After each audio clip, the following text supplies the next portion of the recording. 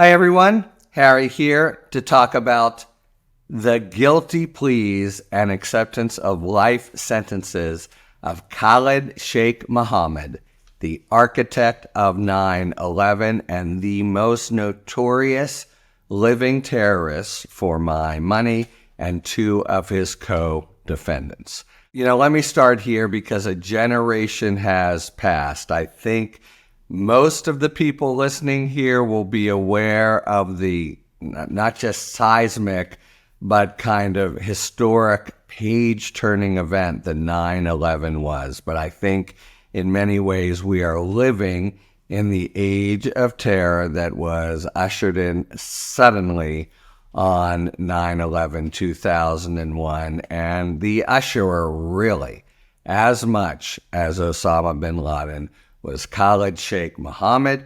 He is a figure of surpassing evilness. He has boasted of the hands-on murder, the throat slitting of Wall Street Journal reporter Judah Pearl, whom he first forces to say, "I am a Jew," and then slits his throat on video.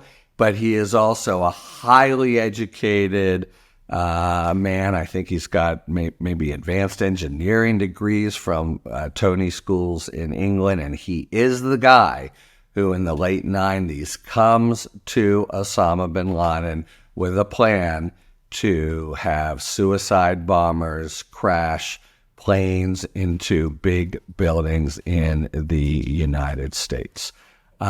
So it's been 20 years. What's been going on for these 20 years? First, he's been in captivity in Guantanamo Bay, which itself is a whole legal quagmire that is of dubious constitutional status. The United States has tried to allege it's almost a constitution-free zone, and in a couple really important decisions in the aughts, the Supreme Court, the old Supreme Court, rejected that principle that the law couldn't reach there. But that's part and parcel of what is a really dramatic and damning tale of the way the U.S. treated him in captivity and before they got him there. So Khalid Sheikh Mohammed was waterboarded like 200 times and subjected, as bad as our treatment, our so-called, extra detentive treatment of prisoners went, and the crossing over the line, as we now understand the line, into torture. We tortured the guy, and that's just the beginning of what would be a real long list of complicated legal issues were he to go to trial, which would take 12 to 18 months. And even though we think of it as, the U.S. military system, the military system of justice is a fair one. The judges there would evaluate things, and bringing him to trial, and it's now been 20 years of at least trying in some part to bring him to trial, would be fraught with different legal claims, some of which are completely new because this is truly inaugurated.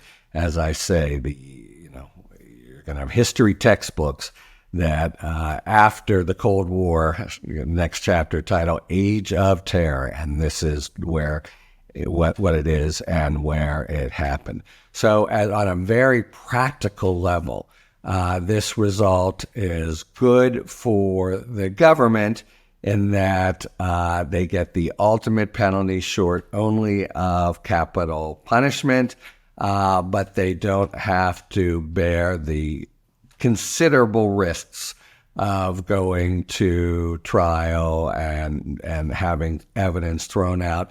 Khalid Sheikh Mohammed was never going to see the light of day. That's probably part of his calculation. Even if a trial went awry, he would continue to be held under unlawful combatant rules, but it could have been that he was sort of never convicted. All right, that as a practical matter makes this a big, really, really big deal, although there's criticism, as there will be in big politicized events, inevitably. And one of the criticisms you're hearing now is, well, if we hadn't tortured him, it would have been sooner. And then you're hearing from the other side, oh, the victims really want the death penalty. The people have strong feelings about 9/11. That means they'll have strong feelings about this. But I'm here to tell you, I was in the Department of Justice. This is a major, major coup. And let me go really to why. Either way, the guy was going to be in prison the rest of his life, right? But he's in prison now, having pleaded guilty and having done so to avoid dying. Think about the whole world of would-be terrorists. They try to recruit dupes to agree to suicide missions on the conviction that after they die, they'll go immediately to paradise where 23 virgins await them, and death is a glorious thing that they go to happily. And that's not just a twisted cultural concept. It's a military nightmare, if you think about it, for trying to fight the war on terror. People who are willing are actually have been brainwashed into being willing to die. So here we have the leader. Look, it's been 20 years. He is no longer the active leader, but still, he is the grandfather of terror. And he, rather than embracing the glory of death, is pleading and agreeing to be under the thumb of the power that he teaches his followers is absolute Satan for the rest of his living days, in order to avoid the prospect of the death penalty. So I think that's a weakening of the ideological plank that they depend on, of the glory of death in the jihad life. I think we have people who have been involved in this from the start, from the executive director of the ACLU to the military and pro-security personnel in the Department of Justice, see this as a very important and very positive event. Among other things, it brings closure, right? For the United States, there's been this eyesore and crisis that what the hell's going on in Guantanamo? Why has it been 20 years? Now there is closure, and closure in a way that that our military judicial system, which, yes, imposes the possibility of the death penalty, but has to take a voluntary plea of life in prison as a very solid result and vindication of the charges. And the charges here are, as serious as they get: fomenting terrorism, being responsible for the death of some 3,000 people. But, to me, there's there's closure, which is important for the whole episode. There is the practical impact of what is avoided, including just as a practical matter. I'm not here in any way to defend the torture of KSM, but it happened, and it was then this practical point being in the way of bringing him to justice, and bringing him to justice still really mattered.